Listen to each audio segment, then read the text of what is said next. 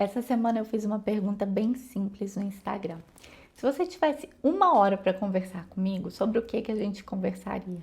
E eu me surpreendi muito com as respostas. Não foram sobre dinheiro, não foram sobre bens materiais, mas foram sobre fé, cansaço, sobre quando a gente precisa se conectar com algo espiritual. E eu fiquei pensando, sabe? Como realmente a gente precisa conversar sobre coisas profundas. Às vezes as respostas muito rasas, elas não vão levar a nenhuma reflexão. Então minha ideia hoje é estar aqui com você para a gente fazer reflexões tão interessantes sobre a vida, reflexões que realmente podem levar a gente para um lugar muito melhor, para um lugar de autoconhecimento, para um lugar de autoconfiança. Então eu espero que você venha comigo aqui para a gente conversar sobre as 5 maiores perguntas que mais apareceram ali no Instagram sobre assuntos muito interessantes. A primeira pergunta que eu mais recebi, tô vendo aqui com vocês, é como continuar acreditando, tendo fé quando a vida te cansa. Poxa, gente, eu acho que o que eu tenho para falar de fé e das reflexões que eu fiz é que fé é uma escolha. Às vezes a gente acha que fé é algo que vai vir para nós sem a gente fazer nada, mas a gente tem que escolher acreditar todos os dias. É claro que eu tive momentos de deserto, aquele momento que você fica pensando, né? Será que eu vou dar conta? Será que eu tô preparada para isso? Mas toda vez que eu penso, primeiro eu agradeço muito a Deus por eu já ter uma fé ativa dentro de mim, mesmo sendo uma pessoa muito racional. Eu acho que a espiritualidade e a gente estar conectado uns com os outros é algo muito importante, né? E às vezes a gente acha que fé, ela tem que ser constante todos os dias, mas a fé é algo que você constrói. É algo que você escolhe acreditar todos os dias que o outro dia vai ser melhor. Acreditar na vida, acreditar nas pessoas, acreditar que existe algo maior. Se a gente começa a pensar só nas coisas ruins do mundo, é claro que é muito difícil ter fé. Tem muita gente que me fala: ah, mas Raquel, como é que você tem fé acontecendo tantas tragédias e tantas coisas horríveis? Mas eu realmente acredito que Deus está com a gente nas tragédias, que Deus está com a gente chorando quando algo acontece de ruim. Mas a partir do momento que a gente tem livre-arbítrio e que a gente tem escolhas, é impossível Deus ir lá e manipular tudo para que tudo seja bom. E se a gente parar para pensar, eu acredito muito que a gente está aqui para aprender. E o aprendizado muitas vezes vem muito mais rápido e muito mais fácil quando acontece alguma coisa ruim. E por que a gente acha que as coisas ruins que acontecem na nossa vida tem sempre que levar ao sofrimento e não ao aprendizado? Tem uma frase que eu gosto muito, que eu queria que você pensasse a partir de hoje. A dor, ela é inevitável na nossa vida, mas o sofrimento, ele é opcional. Como a gente lida com aquilo que acontece faz toda a diferença. Como a gente encara uma adversidade que pode servir para a gente ser pessoas melhores, para a gente aprender, ou pode servir para a gente se desesperar, faz toda a diferença. E é aí que eu acho que quando a gente escolhe ter fé, quando a gente escolhe mesmo nos momentos que a gente não sentiu nenhuma mudança, acreditar, isso faz diferença. Eu não sinto Deus, Ele não fala comigo toda hora, eu não tenho grandes experiências de fé, mas eu vejo os pequenos milagres do dia a dia, sabe? Só da gente ter coisas boas, da gente olhar para o nosso lado, da gente ter pessoas do nosso lado, da gente conseguir entender que a vida é um milagre, que respirar é um milagre, que sentir a água do chuveiro, um banho quente é um milagre e que eu não consigo mais sentir, mas eu entendo o quanto Deus é bom nas pequenas coisas, sabe? E quando a gente começa também a valorizar as coisas que a gente tem e não as coisas que a gente perdeu, às vezes fica mais fácil fazer uma escolha diária pela fé. Então eu continuo acreditando e tendo fé mesmo quando tá tudo ruim, mesmo quando eu não sinto Deus dentro do meu coração, mesmo quando as coisas apertam.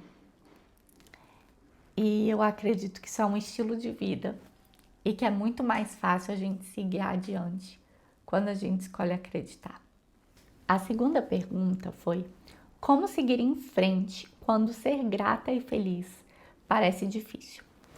Muita gente falou comigo sobre gratidão, sobre felicidade, mas principalmente sobre a dificuldade de se sentir grata com uma vida tão difícil, com os problemas que acontecem.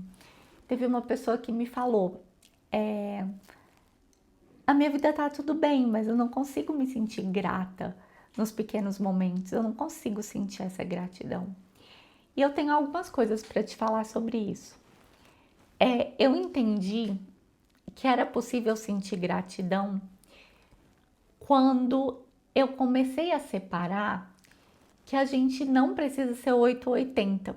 Você pode ser grata por estar vivendo e mesmo assim estar triste com o que está acontecendo. Vamos lá, vou dar um exemplo. Não é porque eu sou grata pela minha vida que eu não acho muito difícil viver com a lesão medular.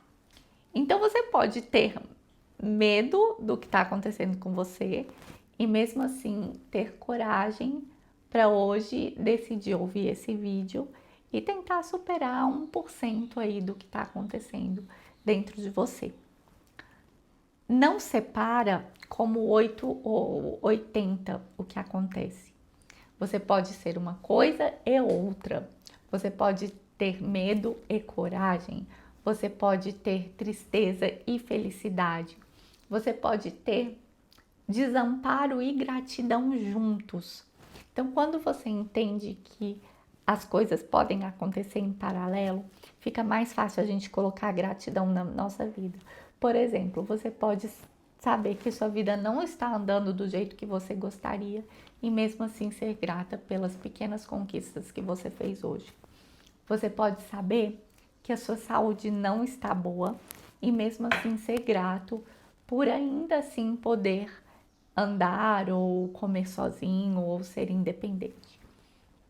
Então, mesmo na sua situação, entenda que tá tudo ruim, não tá legal, mas escolhe uma pequena coisa que você pode ser grata. Uma pequena coisa que hoje aconteceu e que foi uma coisa boa na sua vida.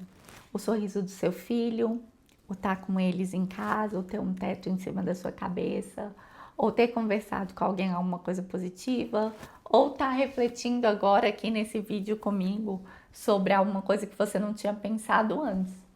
Isso é a gratidão. Ela não precisa ser tão grande, ela pode ser dividida. Talvez isso fez com que ela entrasse mais fácil na minha vida e espero que te ajude também. E tem também a questão da felicidade, que às vezes a gente confunde felicidade com euforia e com prazer. Prazer e euforia é aquela coisa que acontece com você e você fica, uhul, que coisa boa que aconteceu. Felicidade não é isso. E felicidade também é uma escolha. A felicidade é algo muito maior, que é claro que ela envolve esses prazeres do dia a dia. Quando a gente sente prazer, a gente fica mais feliz. Mas ela também envolve um senso de propósito, de você viver coerente com o que você acredita, de você ter alguma coisa maior do que você na sua vida para poder se dedicar, de você acreditar que as experiências, o que você está vivendo, as outras pessoas, elas fazem diferença em quem você é. E aí a gente vê que hoje em dia a gente tem uma positividade muito tóxica aí nas redes sociais. Todo mundo tá bem, todo mundo tá feliz, todo mundo viaja, ninguém tem problema. Não é isso que é ser feliz. Isso é uma euforia irreal, é uma mentira, na verdade. A alegria real, ela acontece quando mesmo em meio aos problemas, a gente consegue ver coisas boas.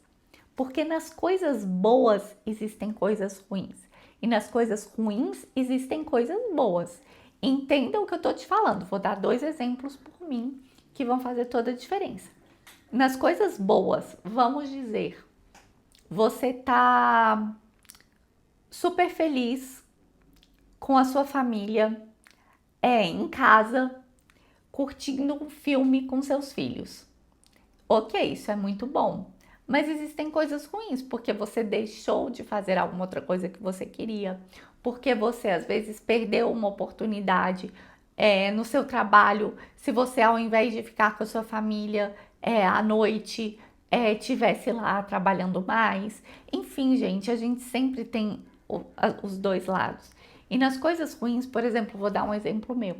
Na lesão medular, foi uma coisa muito ruim que aconteceu na minha vida. Ficar tetraplégica eu nunca imaginei. Mas existem coisas boas. Por exemplo, hoje eu tenho mais tempo para cuidar do meu espiritual. Hoje eu posso estar aqui falando com vocês. Eu tenho certeza que eu nunca estaria na internet se não fosse lesão medular.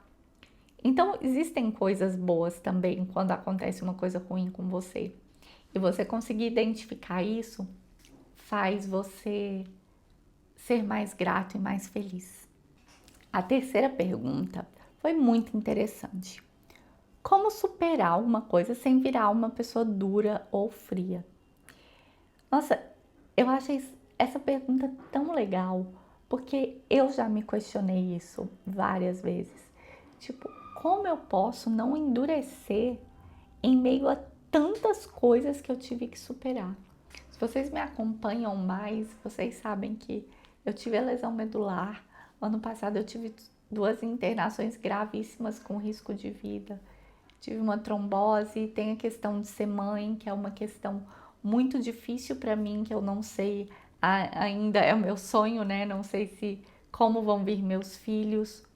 Teve a questão de eu perder meu pai. Então, além da lesão medular, eu tive que superar muitas coisas e eu pensei, poxa Deus, não me deixe endurecer. Isso foi um pedido meu todos os dias nas minhas orações. Não me deixe ser uma pessoa fria. E o que eu acho sobre isso? A gente tem que separar a superação da dureza do nosso coração. Porque superar, quando a gente fala a palavra superar, o que é superar? Superar é você viver as suas dificuldades e sair dali melhor do que você estava antes. Se você endurecer, você não vai estar melhor do que você estava antes. Você vai estar, na verdade, se deixando levar e criando máscaras e barreiras e paredes internas que não vão te fazer ser quem você verdadeiramente é. E quando a gente passa por situações difíceis, às vezes a gente vai para o caminho de endurecer porque a gente quer fugir do que aconteceu, porque a gente não quer sentir aquela dor. E eu entendi muito que ser vulnerável e sentir a dor do que aconteceu com você, permitir que ela se manifeste em você, nomear o que você está sentindo. É tristeza, é angústia, é raiva, é desespero. Só quando a gente nomeia o que a gente sente, pela neurociência, você já começa a agir racionalmente sobre aquilo ali. Você pega todos os seus mecanismos que você tem e foca naquela dor, para que ela seja resolvida. E quando a gente não nomeia, a gente fica perdido naquilo ali e ativa o nosso sistema límbico, que é o sistema do medo, o sistema da angústia. E quando esse sistema está ativado, a gente não consegue raciocinar sobre aquilo. Então, pega o que está difícil, o que aconteceu com você e sente o que você tem que sentir. Vive o que você tem que viver. Todo mundo passa por coisas difíceis. Outra coisa que a gente tem que normalizar hoje em dia é a dor. Gente, a dor faz parte da vida. Todo mundo passa por situações complicadas e tá tudo bem. Elas existem para que a gente possa nos fortalecer como seres humanos para que a gente possa crescer. Então entenda, não é só você que passa por momentos difíceis, todo mundo passa. Outra coisa, você não precisa transformar tudo em sofrimento. Outra coisa, você pode pegar e nomear o que você está vivendo, nomear essa dor, nomear o que você está sentindo e se permitir sentir aquilo. Ser vulnerável é necessário no processo de cura. E quando você vive tudo isso e quando você consegue internalizar e viver essas coisas, aí sim você consegue não endurecer, porque você não está fugindo, você está praticando a aceitação, você está vivendo o luto daquilo que aconteceu com você, em todos os seus processos. Entenda, isso aqui que eu tô falando não é para você sair amanhã e falar, nossa, resolvi minha situação e pronto. Tudo é um processo e respeitar o processo faz parte também. Então, não entenda que tudo vai estar resolvido. Mas se você tiver 1% melhor depois de ouvir isso e praticar, já está muito bom. E continua o processo de sentir, de viver, de não fugir e de pedir mesmo, acreditar que endurecer não é estar melhor. Endurecer é fugir daquilo que você precisa viver. A quarta pergunta é como lidar com a ansiedade, as inseguranças e o corpo sem se odiar. Então, teve gente que queria saber coisas bem práticas do meu corpo, de como lidar com uma insegurança do próprio corpo, terapia, sono, o que eu faço, o que eu não faço. E também teve uma pessoa que me falou muito, que estava muito agoniada com seu próprio peso. E aí, o que fazer? Então, vamos falar sobre essas questões um pouco mais práticas. Primeiro, terapia é uma coisa excelente para todo mundo. A gente tem que normalizar esse nosso cuidado emocional, tá? E normalizar também, gente, que o cérebro faz parte do nosso corpo. Então, doenças mentais são doenças reais, são doenças do corpo, porque são doenças do cérebro. Então, você tá mal, ansiedade, depressão, tá sentindo alguma coisa muito fora do comum, por favor, procure ajuda. Ajuda de um médico, ajuda de um terapeuta. Procure pessoas que te façam bem. Fuja de ambientes que só vão sugar a sua energia. A gente precisa fazer esse caminho aí de nos ajudar, né? Então, eu sou muito a favor de terapia. Faço, já fiz, tá? E acho que a terapia me ajuda a me tornar uma pessoa muito melhor.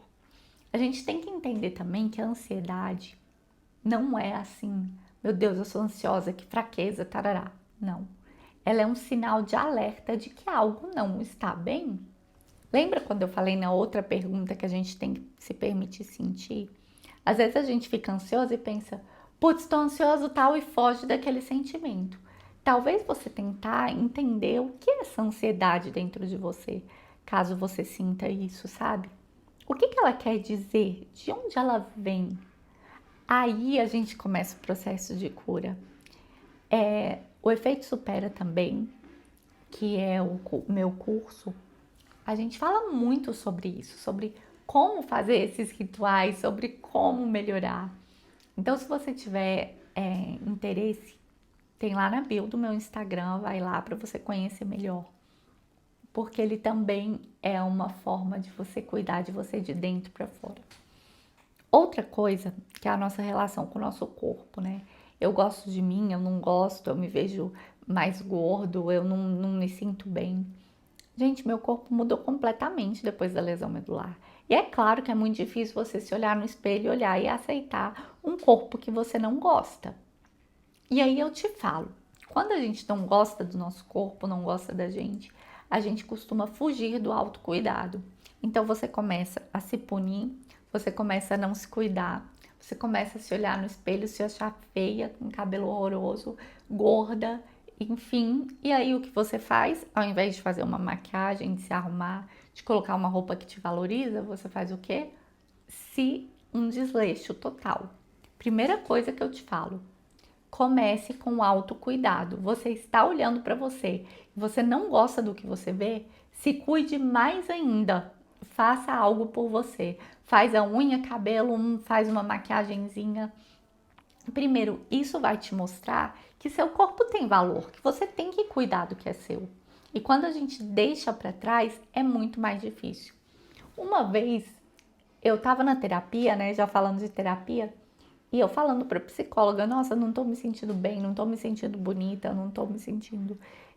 Não tá legal, assim, eu não tô conseguindo me cuidar. Ela falou assim, Raquel, você faz uma maquiagenzinha antes de sair de casa, tenta ver uma roupa que te faça bem, etc. Eu falei, não. Ela assim, mas você não tá se sentindo feia? Eu falei, tô. Ela, então não tem sentido. Tipo, você tá se sentindo feia e você não vai melhorar isso? Eu falei, meu Deus, é verdade. Eu tenho uma parcela de contribuição, eu posso melhorar isso. E a partir de então, eu comecei a sair toda vez para ir no trabalho. Eu sei que eu tô contando uma história meio fora de contexto, mas fez muita diferença para mim. Eu comecei a ir para o trabalho e toda vez que eu me olhava no espelho, eu tava arrumadinha, eu tava bonitinha, e isso começou a me fazer ter mais vontade de me cuidar. Então, para mim, isso fez muito sentido. Começa com autocuidado. E isso vai ajudando a gente a se sentir mais confiante, a se sentir mais inteira, a sentir que a gente se valoriza. Porque às vezes a gente sabe que é importante se valorizar, mas a gente não faz nada concreto para isso. Então isso é um primeiro passo para você se valorizar, sabe? E outra coisa que eu quero falar sobre esse assunto é, às vezes a gente tem mania de se culpar, de cobrar da gente, de sentir vergonha.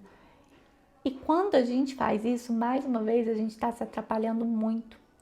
Porque nada na nossa cabeça muda quando a gente está nesse estado de culpa, de vergonha. Lembra que eu falei do sistema límbico, o sistema do medo, aquele sistema primitivo que fazia a gente crescer, correr, fugir, etc. Ele fica ativado. E quando ele está ativado, a gente não consegue resolver as coisas na nossa cabeça.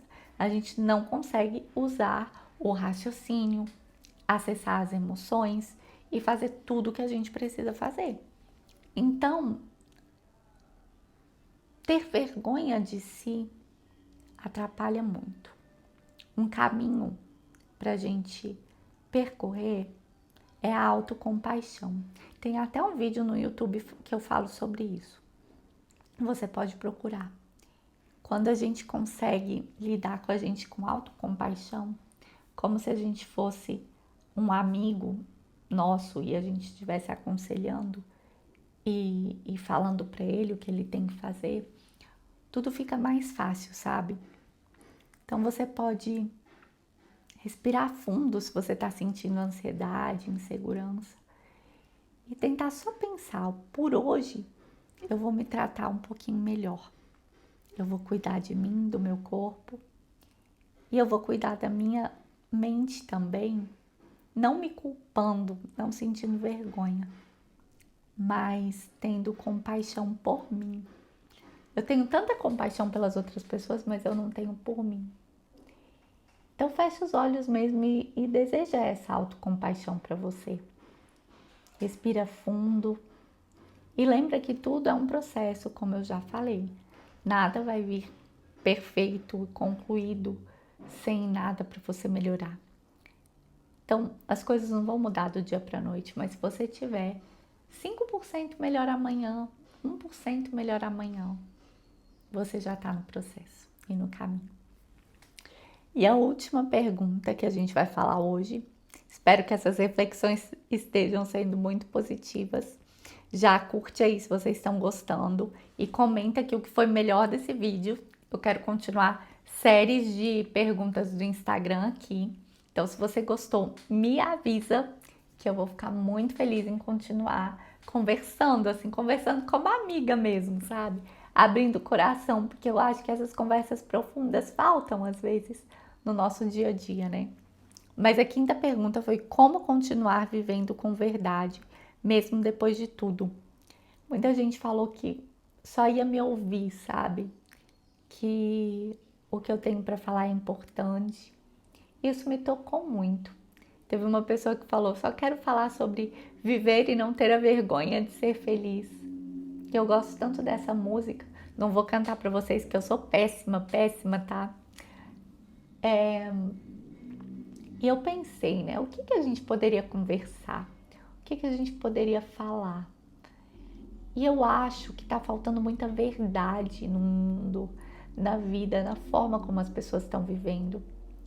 A maioria das pessoas só querem mostrar alguma coisa para alguém, sabe? Só querem que os outros curtam o que elas estão postando nas redes sociais, querem que as pessoas validem o que elas estão vivendo. E na verdade, isso não é viver. Isso para mim é como se fosse você tá num palco, num teatro, só que num palco que não é sua vida, num palco que não corresponde com você viver a sua história. Você está vivendo a história dos outros nesse palco e você está perdendo a oportunidade de viver a sua história, de ser o protagonista no palco da sua vida. E hoje eu queria que você refletisse mesmo. Será que eu estou vivendo a minha vida, a minha história, o que eu tenho para viver? Ou será que eu estou vivendo algo para os outros? Porque às vezes a gente também comete um erro, sabe? A gente fica com medo de seguir em frente quando outras pessoas que a gente ama ficam paralisadas. E isso é difícil, tá? Às vezes eu me pego pensando, poxa, eu segui em frente e tem tanta gente que não seguiu. Inclusive pessoas da minha família, inclusive meu pai, o que foi tão difícil para mim. Mas eu não posso deixar de seguir em frente, deixar de viver porque alguém está para trás. Eu não posso sentir culpa por estar vivendo e alguém não conseguir viver. Na verdade, eu acho que a gente tem que se sentir grato e feliz quando a gente consegue seguir a nossa vida e tentar entender se você está se permitindo, se você está se dando permissão para viver.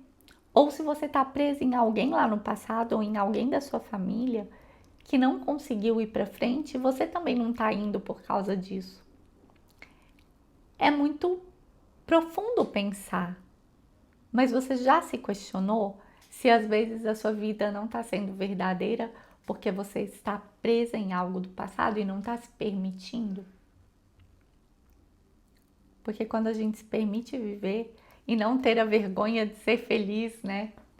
Lembrando que a felicidade está no caminho, é um processo, é uma escolha. A felicidade não é algo que toda hora você tem que estar bem. Isso é positividade tóxica. Lembrando que a felicidade é algo muito maior do que só os momentos de prazer. Ela fala sobre quem você é, ela fala sobre o seu propósito, ela abrange também as escolhas, os crescimentos, as coisas que você realmente contribuiu.